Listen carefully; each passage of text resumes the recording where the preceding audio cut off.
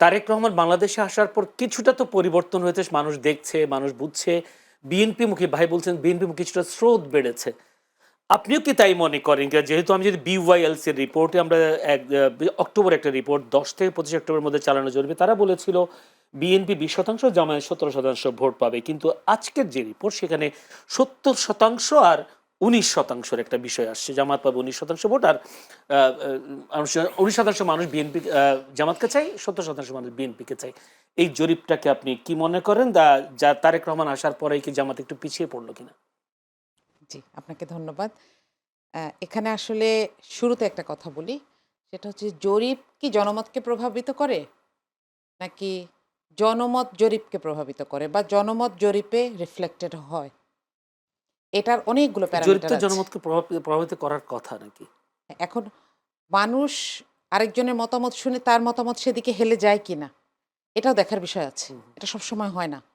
আমরা ডাকসু নির্বাচনে এরকম অনেক জরিপ দেখেছি এবং সেগুলো ওভারনাইট চেঞ্জও হতে দেখেছি। এবং এমন একটা খুব অখ্যাত একটা স্টুডেন্ট অর্গানাইজেশন যারা শুধুমাত্র ক্যাম্পাসে ছাত্রদেরকে নির্যাতন এটা নিয়ে কাজ করে, সোচ্চার নামে একটা অর্গানাইজেশন, তাদের জরিপটা খুব কাছাকাছি ছিল। এটা ছাড়া কারো কারো জরিপ কাছাকাছি আসেনি। তাহলে এটা একটা প্যারামিটার।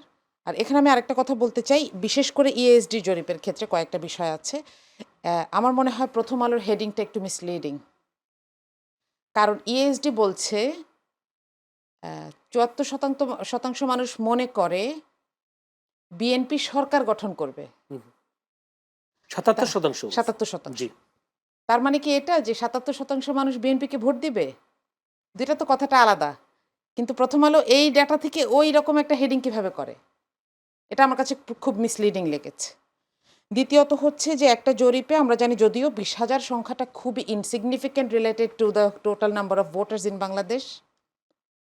সেখানে তাদেরকে কিভাবে বাছাই করা হয়েছে? হুম। এটাকে বলে যেকোনো স্ট্যাটিস্টিক্সে আমরা দেখি যে খানা কিভাবে সিলেক্ট করা হয়, যে মানুষগুলোকে কোথা থেকে সিলেক্ট করা হয়। আবার স্যাম্পলিং কিভাবে করা হয়, এখানে নারী কতজন, পুরুষ কতজন, কিংবা বয়সের একটা স্যাম্পলিং আছে, সেটা আরও প্রকাশ করেছে কিনা এটা প্রথম আলোতে আসে নাই, আমি দেখি নাই।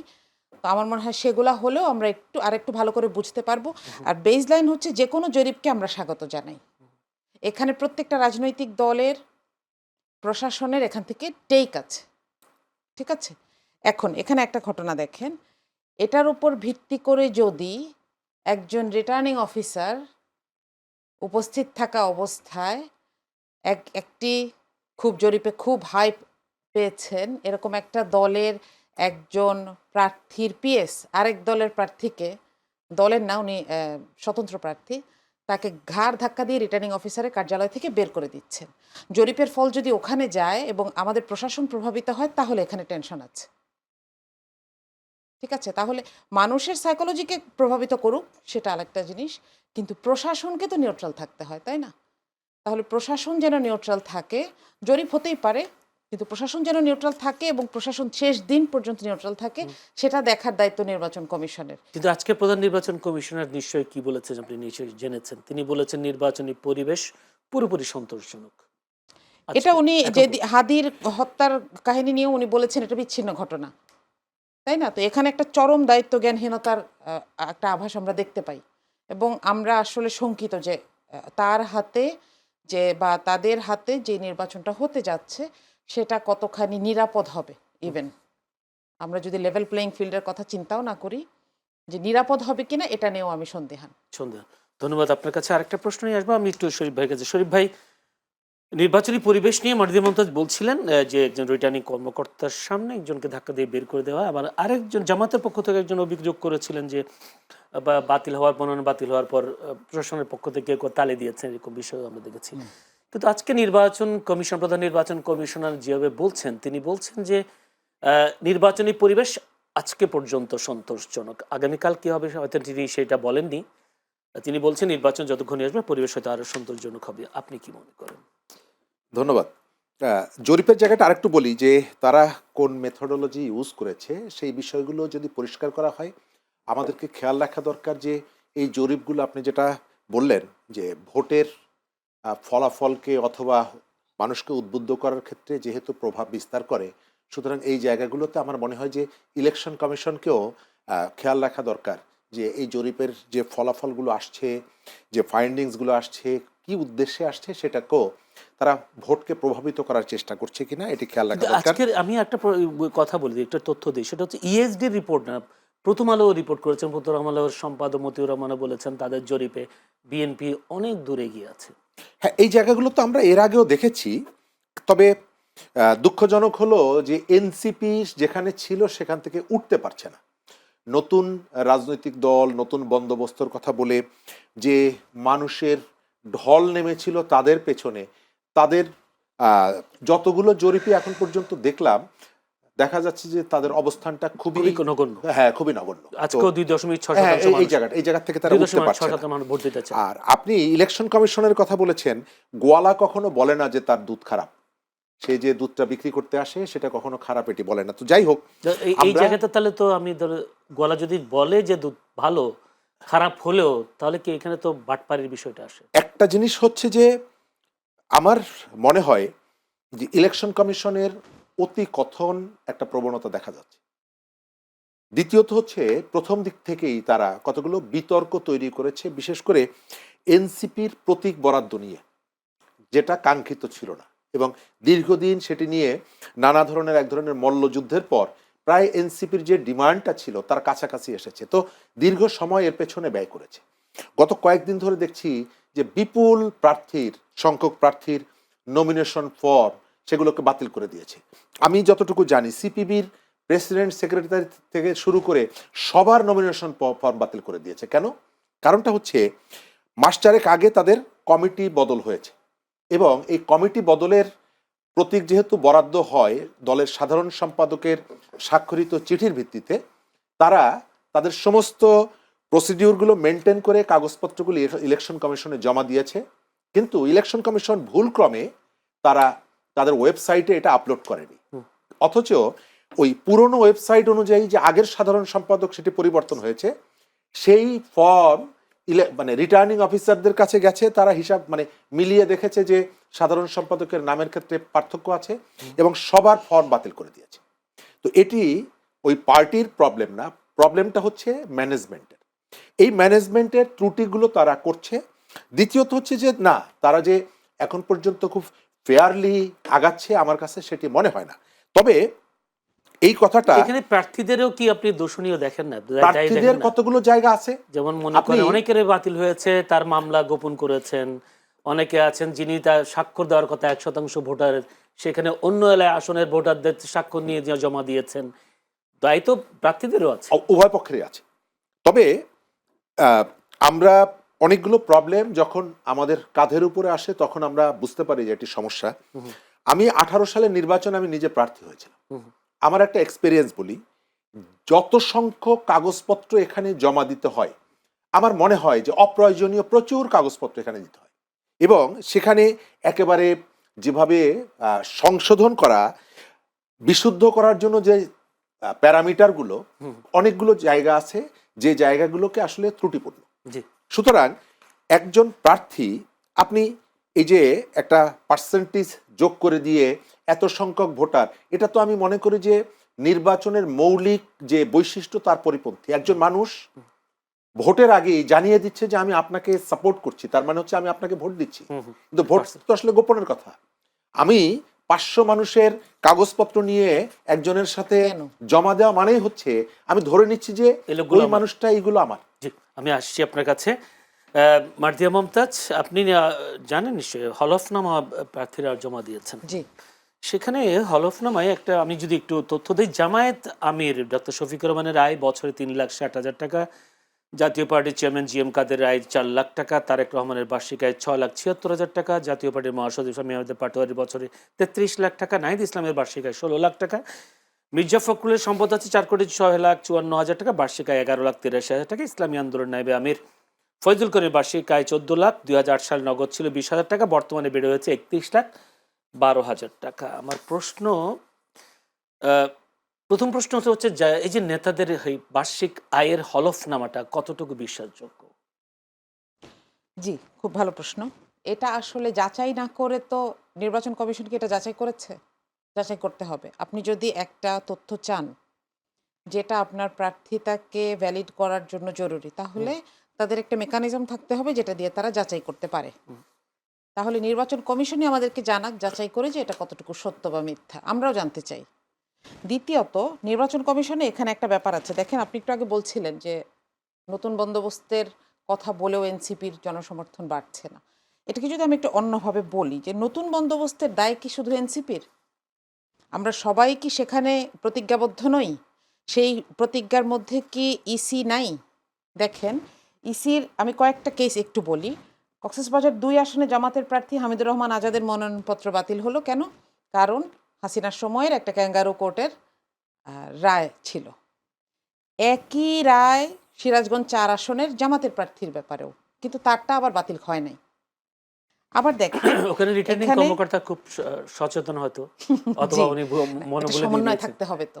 সারা দেশে আপনি যদি ইউনিফর্ম না থাকতে পারেন, তাহলে তো আপনি প্রশ্নবিদ্ধ হবেন। হ্যাঁ, না, আমি ওই আবার জায়গায় আমি একইভাবে প্রার্থীর দায় দেখেন কিনা, প্রার্থীর তো জানা দরকার যে তিনি রাজনীতি যখন যখন করেছেন তার জি, বিরুদ্ধে কয়টা মামলা আছে, এইসব বিষয়গুলো তো তারও না তিনি লুকান নখদর্পণে নাই, থাকে। তিনি লুকান নাই, কিন্তু থাকার কারণে তাকে বাতিল করা হলো।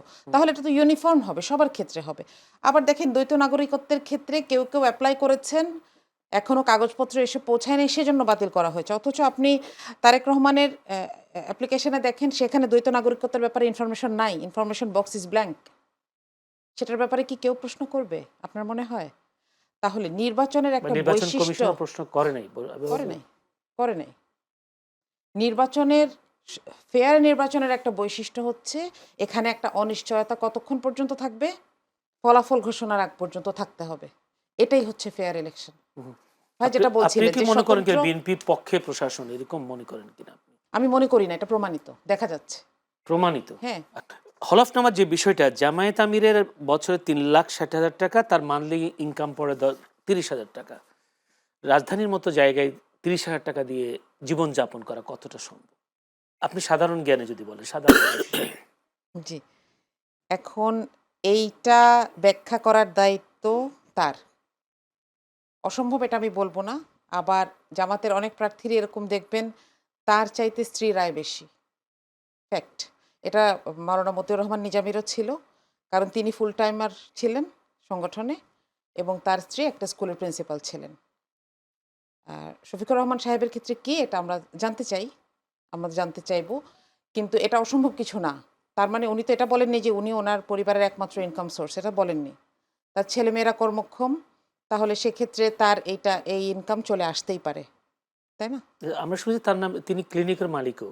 জি। তাহলে সেখানকার ইনকামের কোনো আচ্ছা, ক্লিনিকের মালিকের ক্ষেত্রে এখানে একটা ব্যাপার আছে। হাসিনা সরকারের শেষ সময়টাতে এই ক্লিনিকটা বেদখল হয়ে যায়। আর সব জামাতের আর সব প্রতিষ্ঠানের মতো। ৫ আগস্টের পরে, এটা আমি বিশ্বস্ত সূত্রে শুনেছি, আমি আপনাকে প্রমাণ দিতে পারবো না বা কোনো মিডিয়ার কোনো রেফারেন্স দিতে পারবো না। তো তারা সবাই বলে যে ঠিক আছে আপনি এখন আবার আসেন। উনি বলেছেন যে এটা একটা ট্রাস্টের মতন চলবে। আমি আর এখানে যাব না। তো আমার কাছে মনে হচ্ছে যে এই ব্যাপারটা বেশি মানে সেই যৌক্তিক। ইনকামটা সেজন্য দেখার নাই, বিষয়টা এরকম। বা ইনকাম আসে না, এটাকে ট্রাস্ট হিসেবে চালানো জি, হয়। ধন্যবাদ। আমি একটু যেতে চাই শরীফ ভাই, আমি যে হলফনামার কথা বলছিলাম, নেতাদের যে হলফনামায় বার্ষিক আয়ের কথা বলা হচ্ছে, এই বার্ষিক আয়টাকে আপনি কতটা বিশ্বাসযোগ্য মনে করেন? বা যদি আজকে দুদকের একটি বক্তব্য আছে, সেখানে দুদক বলেছে ত্রয়োদশ জাতীয় সংসদ নির্বাচনে প্রার্থীদের হলফনামা অসঙ্গতিপূর্ণ সম্পদ বিবরণী তথ্য পেলে তা পরীক্ষা করে প্রয়োজনীয় ব্যবস্থা গ্রহণ করা হবে বলে জানিয়েছেন দুদক চেয়ারম্যান ডক্টর মোহাম্মদ আব্দুল মোমেন। ইতিপূর্বে এরকম কোনো তদন্ত করে ব্যবস্থা নিয়েছে কিনা হলফনামার বিরুদ্ধে, এক? দ্বিতীয়ত হচ্ছে এই হলফনামা কতটা বিষয়যোগ্য? প্রথমত দুদক এই কাজটি করবে না, কারণ দুদক তার যে মৌলিক কাজ সেখান থেকে বেরিয়ে এসে দুদক এখন পরিচালিত হচ্ছে রাজনৈতিক পারপাস সার্ভ করানোর জন্য। দ্বিতীয়ত হলো, আমাদের নেতারা রাজনৈতিক সংস্কৃতিতে কোনো পরিবর্তন আসেনি। জুলাই এসেছে, অসংখ্য মানুষের মৃত্যু এসেছে। আজকেও আপনি যদি দেখেন, আমি দেখলাম যে জুলাইয়ের অনেকগুলো মৃতদেহ কবর থেকে তোলা হয়েছে, স্বজন চিৎকার 114 করছে, জন। কান্নাকাটি করছে, কিন্তু আমাদের পলিটিশিয়ানদের জীবনে কোনো পরিবর্তন আসেনি। আপা একটা ব্যাখ্যা দিলেন, সিলেটে প্রায় একটা ডুপ্লেক্স বাড়ি নিশ্চয়ই 24 লাখ টাকা দাম হয় না। জামাতের আমিরের যে হিসাবটা দেখেছি। আবার আপনি নেতাদের স্ত্রী, তারা কোনো কাজ করেন না, কোনো পেশার সাথে নেই, তাদের শত শত বড়ি সোনার গহনা আছে। তো আমি অবাক হয়ে যাই যে গ্রামে একজন কৃষক এসে যদি দেখেন যে তার স্ত্রীর একটা কানের দুল পড়ে আছে এবং উনি জিজ্ঞেস করেন যে তুমি এটা কোথায় পেয়েছো, সদুত্তর দিতে না পারলে সংসারে অশান্তি লেগে যায়। আর আমাদের এই নেতাদের স্ত্রীদের কোনো বৈধ আয় নেই, কিন্তু এক একজনের শত শত ভরি স্বর্ণালঙ্কার আছে। তো আমাদের নেতারা জিজ্ঞেস করে না যে তোমাদেরকে এটা কে দিল, ভালোবেসে দিল নাকি কিভাবে সংগ্রহ করলা? তো এই যে হারমোনিটা দেখে আমি খুব অবাক হই তো এটা যে আমরা আমাদের উদারতা, এই দেখার জন্য যে প্রশাসন, সেই প্রশাসনের ভূমিকাটা কি? প্রশাসন যথার্থ ভূমিকা পালন করছে না।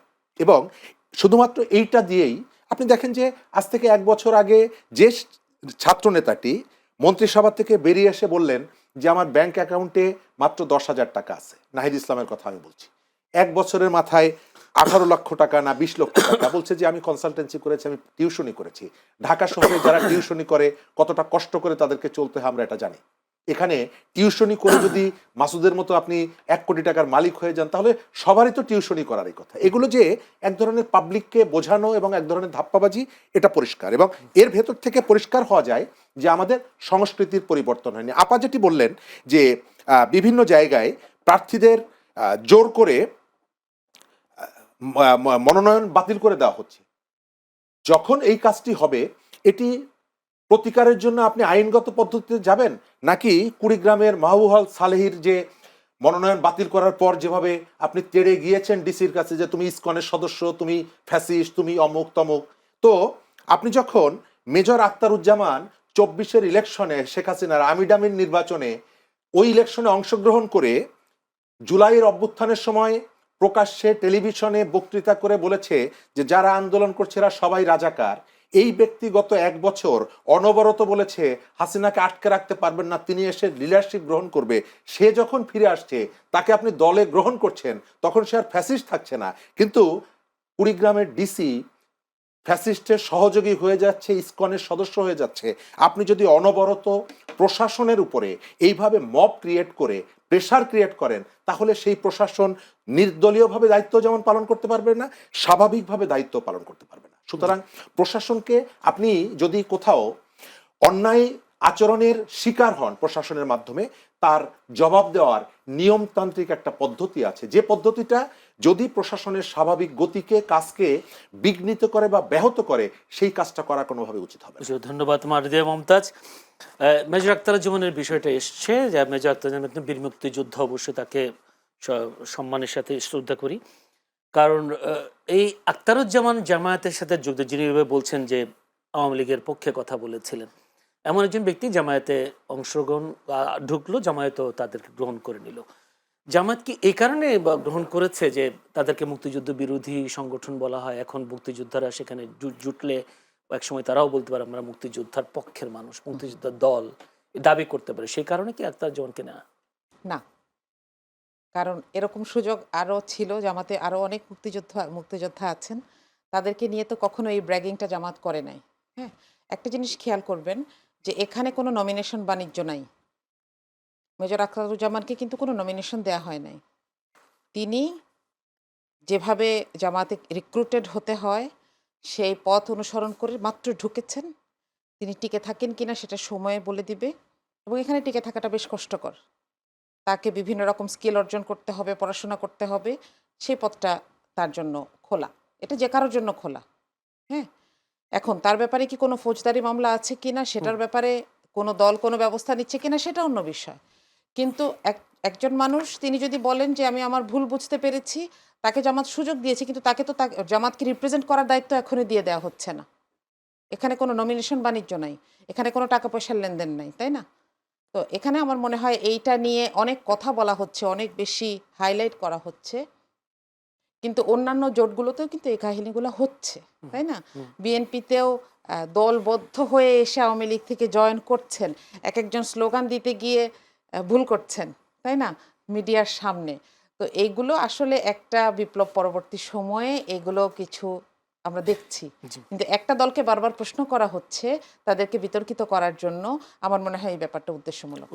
কিন্তু আখতারুজ্জামান আসলেন, আখতারুজ্জামানকে নিলেন, কিন্তু তিনি বহিষ্কৃত ছিলেন বিএনপিতে দীর্ঘদিন। পাঁচবার। পাঁচবার। তো এখন বলেন বেশি, আপনি হ্যাঁ। একটা দল থেকে মানুষ ৫ বার বহিষ্কৃত কেমনে হয়? তার মানে বারবার আবার তার মানে প্রত্যাহার উনি করে ৪ বার আবার এন্ট্রি না, নিয়েছেন এট ৪ বার লিস্ট, এন্ট্রি তাই নিয়েছেন। না? আচ্ছা, আরেকটা জামায়াত বেশ কাজ করছেন নির্বাচনকে সামনে রেখে। বিশেষ করে খুলনাতে আমরা দেখলাম যে সনাতন ধর্মাবলম্বীকে মনোনয়ন দিয়েছেন। ঢাকা ৭ আসনে যিনি এনায়েতুল্লাহকে দিয়েছেন, হাজী মোহাম্মদ এনায়েতুল্লাহ, তিনিও বলা হচ্ছে তার বিরুদ্ধে অভিযোগ তিনি আওয়ামী মদতপুষ্ট ছিলেন। তিনি শেখ সেলিমের সময় তিনি মৌলভীবাজার ব্যবসায়ী সমিতির দায়িত্ব পালন করেছেন। কারণ ওই সময় মাহি সেলিমের সময় দায়িত্ব পালন করা একটা ব্যবসায়ী সমিতির খুবই কষ্টসাধ্য বিষয় ছিল। সেখানে এনায়েতুল্লাহ খুব বীরদর্পে তিনি সভাপতির দায়িত্ব পালন করেছেন। কেউ কেউ বলছেন আওয়ামী লীগের এই মদতপুষ্ট ব্যক্তিকেও আপনারা জামায়াত প্রার্থী দিয়েছেন। অভিযোগটা কতটা সত্য, কতটা মিথ্যা? আচ্ছা। এখন দেখেন, অনেকে অনেক সময় অনেক আইডেন্টিটিকে প্রকাশ করতে পারে না। হ্যাঁ, এখন এমন যদি হয় যে তিনি জামাতকে পছন্দ করতেন, জামাতের সাথে ছিলেন, কিন্তু পরিস্থিতির কারণে সেটা প্রকাশ করতে পারেননি, কিন্তু তার প্রভাব ছিল। তাহলে তার দায়িত্বের কারণে কি তাকে এখন নন এলিজিবল করে দেওয়ার রাইট কারোর আছে? এটা নিশ্চয়ই জামাত দল হিসেবে তাকে স্ক্রুটিনি করেছে। কারণ কাউকে রিপ্রেজেন্ট করতে দিবে একটা প্রতীককে, এটা সেই প্রতীককে যারা ধারণ করে তাদের ডিউটি, তাই না? জামাতে তো বিভিন্ন ক্যাডার আছে, মানে সে কি জি, ক্যাডার ভিত্তিক ছিলেন, মানে তো উনি কি এটা ক্যাডার আসলে ভিত্তিক আমার ছিলেন? জানা নাই, আমি বলতে পারবো না। হ্যাঁ, আপনার জানা নেই, ধন্যবাদ। শরীফ ভাই, আমরা আপনাকে প্রশ্ন করি, যৌথ বাহিনীর অভিযান শুরু হয়েছে, আপনিও নির্বাচন নিয়ে একটু সন্তোষজনক, যেহেতু প্রধান নির্বাচন কমিশনার বলেছেন, সেটার আপনি একটু ভিন্ন বক্তব্য দিয়েছেন, ভিন্ন মতামত দিয়েছেন। এখন যৌথ অভিযান শুরু হচ্ছে বলছে। এই যৌথ অভিযানের আমরা এর আগে দেখেছি ডেভিল হান্টের অভিযান দেখেছি। সেই ডেভিল হান্টের অবস্থাও কি ছিল? এখন যৌথ অভিযান যদি শুরু হয় সেখানে ফলাফল কি দেখবেন? ধন্যবাদ। আমি তার আগে একটু জিজ্ঞেস করি, আপাকে তো আমরা লেখক হিসাবে কিন্তু জানি। আপনি যেভাবে প্রশ্ন করছেন, জি। আপাকে একটা পার্টির রিপ্রেজেন্টেটিভ, তো এই জায়গাগুলোতে পরিষ্কার হওয়াটা ভালো পার্টির আর কি। রিপ্রেজেন্টেটিভ না, হয়তো তিনি তার ডিফেন্ড ব্যাখ্যাটা করেন দিচ্ছেন, কিনা একটা সেটা। ওন করেন আর কি। আহ, আমি কিন্তু মেজর আখতারুজ্জামানকে কে গ্রহণ করলো সেটা বলছি না। আমি বলছি যে আপনার বক্তব্যগুলো যদি আপনার পক্ষে যখন যাচ্ছে তখন সেটিকে আপনি ওন করছেন, কিন্তু যখন আপনার বিপক্ষে যাচ্ছে তখন তাকে একটা ট্যাগ লাগিয়ে দিচ্ছেন। ডিসি তিনি যখন তার সিদ্ধান্ত আপনার কাছে যখন পছন্দ হচ্ছে না, তখন আপনি বলছেন তুমি হচ্ছে ফ্যাসিস্টের দালাল। কিন্তু ওই ফ্যাসিস্টের দালাল যদি আপনার কাছে আসছে, তখন আপনি বলছেন এ হচ্ছে আমার কৌশল। আপনি যে ভদ্রলোকের কথা বললেন, আমার কাছে তার ছবি আছে। আসাদুজ্জামান কামালের সঙ্গে তার একসঙ্গে বসে তিনি ছবি তুলছেন। গত কয়েকদিন আগে চাঁপাইনবাবগঞ্জের জামাতের চাঁপাইনবাবগঞ্জ ৩ জামাতের সাবেক এমপি এবং কেন্দ্রীয় মজলিসের শুরা সদস্য মেবি, তিনি বলেছে আমার দলে আসলে আওয়ামী লীগ থেকে আসো, আমি সমস্ত দায় দায়িত্ব আমি নিব, মামলা থেকে শুরু করে সবকিছু। কিন্তু আপনার সঙ্গে যদি একটা পুরনো ছবি প্রেস ক্লাবে আপনি কখনো কফি খেতে খেতে একসাথে ছবি তুলেছেন শ্যামল দত্তের সঙ্গে বা XYZ এর সঙ্গে, আমি সঙ্গে সঙ্গে ট্যাগ লাগিয়ে দিচ্ছি যে ভাই হচ্ছে উনি কিন্তু আওয়ামী লীগের দোসর। সুতরাং তাকে যখন আমার স্বার্থের বিপক্ষে আপনি যাচ্ছেন, সঙ্গে সঙ্গে আপনাকে আমি অ্যাটাক করছি অথবা কোনো না কোনোভাবে একটা ঝামেলার মধ্যে ফেলছি। এই যে দ্বৈত নীতিটা আমাদের এখান থেকে সরে আসা দরকার। আপনি কিন্তু, যথার্থই একটা শরীফ ভাই, জিনিস আপনি কি অস্বীকার করতে পারেন বিগত ১৭ বছরের সাংবাদিকরা তেমন কাজ কি করেনি? করেছে, অসংখ্য করেছে, কিন্তু একই সাথে আপনাকে জিজ্ঞেস করি, সেই সাংবাদিকদের সেই আচরণের কি পরিবর্তন হয়েছে? আজকে আপনি যেটা দেখছেন, আমি এটি সমালোচনা করব। প্রেস ক্লাবের সম্মেলন, প্রেস ক্লাবের কমিটি হবে, নির্বাচন হবে, সেই নির্বাচন কেন বিএনপি অফিসে গিয়ে বসে সিদ্ধান্ত নিতে হবে আপনাকে যে নির্বাচন করব কি করব না?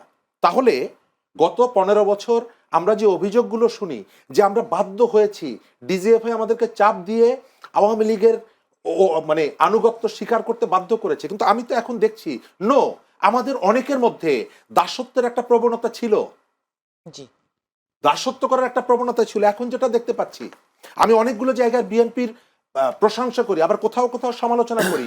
কেন এই সময়কালে মিডিয়াগুলো যে আচরণগুলো করছে, এগুলো কি আসলে স্বস্তিদায়ক? আপনি একটা পেশাজীবীদের নির্বাচন, আপনি কেন গুলশান বিএনপি অফিসে যাবেন? কেন সেখানে বসে সিদ্ধান্ত নেবেন? তাহলে এই যে পেশার প্রতি মানুষের যে অশ্রদ্ধাটা তৈরি হলো, আমাদের তো একটা সুযোগ এসেছিল সেখান থেকে বেরিয়ে আসার, আমি সেই সুযোগটা পাচ্ছি না। আপনি গাজীপুরের যেটা বলেছেন, তাহলে আমরা বিশ্ববিদ্যালয়ের শিক্ষকদেরও কেন তাহলে বলি লেজুর ভিত্তিক রাজনীতি অবশ্যই, করে, অবশ্যই। কেন বলি সরকারি হ্যাঁ, আমি কর্মকর্তাদের তারা অন্যদের সমালোচনা করি, লেজুর ভিত্তিক কেন করব? রাজনীতির সেটা আন্ডারে করছি, কাজ করে? আমরা ভুল কাজ করছি। আমরা, জি। আমাদের এখানে পরিবর্তন হয় নাই। একজন বিশ্ববিদ্যালয়ের শিক্ষক তিনি গর্বিত হন, যেটা আগে হতেন, যে আমি আওয়ামী লীগের উপকমিটির অমুক সম্পাদক। তার যে বেসিক পরিচয় বিশ্ববিদ্যালয়ের শিক্ষক, সেই পরিচয় দিতে তিনি স্বাচ্ছন্দ্য বোধ করতেন না, বরং মনে করতেন যে আমি আওয়ামী লীগের একটা উপকমিটিতে আছি, এটি হচ্ছে আমার গর্বের বিষয়। এখন অনেককে দেখছি, আমি জিয়া পরিষদের সদস্য হয়েছি, আমি কালকে দেখলাম এক বিশ্ববিদ্যালয়ের উপাচার্য, তিনি একের পর এক পোস্ট দিচ্ছেন, প্যাডে তার 18 নম্বরে তার নাম আছে। তো ধন্যবাদ। এই পরিবর্তনটা তো হয়নি। আমি আইন শৃঙ্খলা নিয়ে যেটি বলেছেন আমি শেষ করে দিব। জি, ছোট করে। আমরা অবশ্যই আইন শৃঙ্খলা পরিস্থিতির উন্নতি চাই, কিন্তু আমাদের প্রশাসনের মধ্যে যে ভূতটা আছে সেই ভূতটা আমরা বের করতে পারিনি। গত 1 বছর এখানে অপরাধী দমন করার কৌশলটা ছিল, আপনি আওয়ামী লীগ হলে আপনাকে আমি ধরবো, আপনি অপরাধী হন আর নিরপরাধ হন, আপনাকে পেলে আমি ধরবো। কিন্তু প্রশাসন কোথায় গেছে? গাজীপুরের এই যে তারিমা মেয়েটাকে যে প্রক্রিয়ায় তাকে গ্রেপ্তার করে, আমিও টেলিভিশনে বলেছি 50 কোটি টাকা চাঁদা চেয়েছে, তার শাস্তি, আমি তার কাছে ক্ষমা চাই, তার পরিবারের কাছে ক্ষমা চাই, কারণ এই একটা ভুল তথ্য দিয়ে তার বিরুদ্ধে মানুষকে উস্কে দিয়েছে গাজীপুরের প্রশাসন, পুলিশ থেকে মানে সেখানকার বিচার বিভাগের লোকজন, তাদের শাস্তি হওয়া দরকার। এই প্রশাসন দিয়ে আপনি নিরপেক্ষ নির্বাচন কি করতে পারবেন? মানে আপনার এখানেই শঙ্কা আছে। মারদিয়া মমতাজ, আমরা একটা অন্য প্রসঙ্গে যাই, যেহেতু খুবই বিষয়টা নিয়ে বেশ তোলপাড়। ভেনেজুয়েলার প্রেসিডেন্ট নিকোলাস মাদুরোকে তুলে নেওয়া, তার স্ত্রীকে তুলে নেওয়া, ডোনাল্ড ট্রাম্পের মতো একজন যুক্তরাষ্ট্রের প্রেসিডেন্ট, এই ঘটনাগুলো কি আসলে অন্য কোনো দেশের জন্য কোনো সতর্ক বার্তা কিনা বা আতঙ্কের কিনা, আপনি কি মনে করেন? জি, অবশ্যই আতঙ্কের। দেখেন, এখানে জনগণের আক্রোশ ছিল, কিন্তু তাদের ইন্টেলিজেন্সকে বাইরে থেকে আমেরিকা ব্যবহার করে সেখানে গিয়ে, এবং কোনো ক্যাজুয়ালিটি ছাড়া, তার মানে কেউ প্রোটেস্ট করে নাই, ইভেন আইন শৃঙ্খলা বাহিনীও না, করে গিয়ে তাকে এবং তার স্ত্রীকে তুলে আনা হলো সবার সামনে, প্রকাশ্যে একটা জাহাজে করে নিয়ে যাওয়া হচ্ছে, এবং আমেরিকা ঘোষণা দিচ্ছে যে আমরা এখানে প্রপার শাসন ব্যবস্থা চালু করে তা ক্ষমতা হস্তান্তর করে দিব। যে প্রতিশ্রুতি এর আগে অনেক জায়গায় দেওয়া হয়েছে এবং আলটিমেটলি সেটা হয় নাই। দেখো তো, তারা আসলে ওপেনলি বলছে যে ভেনেজুয়েলার দায়িত্ব তারা এখন রাষ্ট্র জি, তারা পরিচালনা জি। করবে। এবং এটা কিন্তু নতুন না, এবং এটা শুধু আমেরিকাও না, এই এই কাজটার নামই হচ্ছে সাম্রাজ্যবাদ, তাই না? আমরা এটা দেখেছি, আমাদের পাশেই ইন্ডিয়া এই রকম করে সিকিমকে দখল করেছে, ভুটানকে দখল করেছে, হায়দ্রাবাদকে দখল করেছে। হায়দ্রাবাদ একটা স্বাধীন রাষ্ট্র ছিল, সেটাকে দখল করে ওভারনাইট সেটাকে দখল করে নেওয়া হয়েছে, তাই না? তো এই বিষয়গুলো আমাদের জন্য শঙ্কার চাইতে আমি বলবো সতর্কতার। আমাদেরকে সতর্ক থাকতে হবে যে আমি আমার শাসকের ওপরে অসন্তুষ্ট হতে পারি, কিন্তু এটার সুযোগে আমি কোনো সাম্রাজ্যবাদী শক্তিকে আমার দেশে এন্ট্রি দিচ্ছি কিনা স্বেচ্ছায়, এটা আমাদেরকে সতর্ক থাকা উচিত। ধন্যবাদ। জয়শরী, আমার কাছে খুবই কম সময়, সেই জন্য ভেনেজুয়েলার প্রশ্ন আপনাকে করছি না, আপনাকে প্রশ্ন করছি বাংলাদেশের মুস্তাফিজকে নিয়ে। মুস্তাফিজকে কলকাতার রাইডার্সের পক্ষ থেকে বাদ দেওয়া হলো কেবল একটি অভিযোগ তুলে যে সেখানে বাংলাদেশে সংখ্যালঘুদের উপর নির্যাতন করেছেন, যেটা ময়মনসিংহের ভালুকায় যে ঘটনাটা ঘটেছে এটার উপর।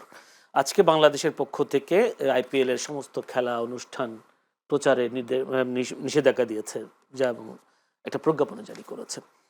আবার নতুন 5 আগস্টের পরে আমরা ভারতের সাথে একটা সম্পর্কে ছেদ দেখেছি, টানাপোড়েন দেখেছি। এই মুস্তাফিজকে বিষয় নিয়ে কি আবার নতুন টানাপোড়েন শুরু হলো কিনা? প্রথমত, মুস্তাফিজ ইস্যুতে ভারতের যে ভূমিকা তার তীব্র নিন্দা করি, কারণ তাদের প্রত্যেকটি জায়গায় বড় ভাই সুলভ যে আচরণটা, সেই আচরণটা আমরা বিভিন্ন সময়ে তার বহিঃপ্রকাশটা ঘটে। আমরা একটা স্বাধীন দেশ, আমাদের কতগুলো আত্মমর্যাদা আছে, স্বার্থ আছে, এগুলো নিয়ে আমরা চলতে চাই। ভারত তার নিজস্ব ভূখণ্ডের মধ্যে তার নিজস্ব রাজনীতি করবে, এটিও আমরা চাই।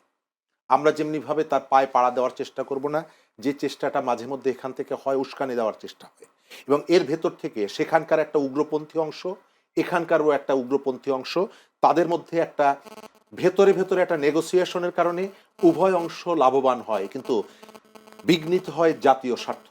ভারতের এই ভূমিকার কারণে, এই আচরণের কারণে এবং এই সিদ্ধান্তের কারণে অবশ্যই দুই দেশের মধ্যে ইতিমধ্যেই সম্পর্কের টানাপোড়েন শুরু হয়েছে।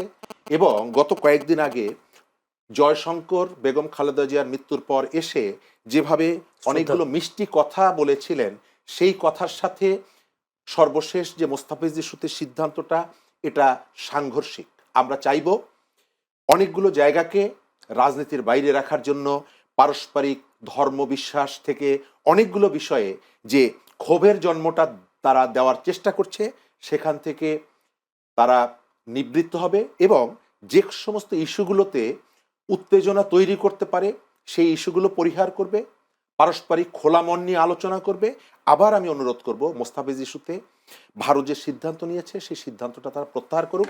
একই সাথে আমাদের এখান থেকেও একটি অংশকে দেখা যাচ্ছে এটিকে নিয়ে একটা উস্কানি দিয়ে পরিস্থিতি আরো জটিল করা, ঘোলা করার চেষ্টা হচ্ছে। সেটা করলে বরং সম্ভবত বিরোধটা আরো বিস্তৃত হবে। আরেকটা প্রশ্ন সেটার সাথে যুক্ত করে, সেটা হচ্ছে এমনিতে আমরা বিভিন্ন সময় স্লোগানগুলো দেখি, দিল্লি না ঢাকা, আজাদি না গোলামি। তাদের বক্তব্যের মূল সারমর্ম যেটা, সেটা হচ্ছে ভারত বিরোধিতা, ভারতের আধিপত্য বিরোধ। এইসব ঘটনার কারণে ভারত বিরোধিতার মানুষ সংখ্যা কি আরো বেড়ে যাবে কিনা? আমি যেটা বললাম যে উভয় দেশের মধ্যে একটা অংশ আছে যারা একটা উত্তেজনা তৈরি হলে রাজনৈতিক সুবিধা নিতে চায়। আমি যে কয়েকটা দেশের রাজনীতি মোটামুটি ফলো করার চেষ্টা করি, আমি ভারতের রাজনীতির যে পরিবর্তনগুলো খেয়াল করি। আপনি দেখবেন যে আমাদের এখানে এই যে স্লোগানগুলোর কারণে বা এই ধরনের অ্যাক্টিভিটির কারণে আগামী যে বিধানসভা নির্বাচন হতে যাচ্ছে পশ্চিমবঙ্গে, সেখানে বিজেপির বিজয়ী হওয়ার একটা বিরাট সম্ভাবনা তৈরি হচ্ছে। এবং সেখানকার বিজেপির নেতারা, তাদের কাছে যদি জিজ্ঞেস করেন যে আপনারা কি আসলে দুই দেশের মধ্যে সৌহার্দ্যপূর্ণ বন্ধুত্বপূর্ণ সম্পর্ক চান, প্রকাশ্যে তারা যাই বলুক না কেন, তারা চায় যে বাংলাদেশে যেন ভারত বিরোধিতা আরো বাড়ে, তাহলে তারা রাজনৈতিকভাবে লাভবান হবে। একই সাথে এখানেও একটি অংশ আছে। তো আমি আমাদের শান্তি, নিরাপত্তা, পারস্পরিক সহযোগিতার স্বার্থে আসলে প্রতিবেশীদের সাথে অনবরত আমরা ঝগড়া করব, ফ্যাসাদ করব, এটা আসলে কোনো দেশের জন্য কাঙ্ক্ষিত না। ধন্যবাদ।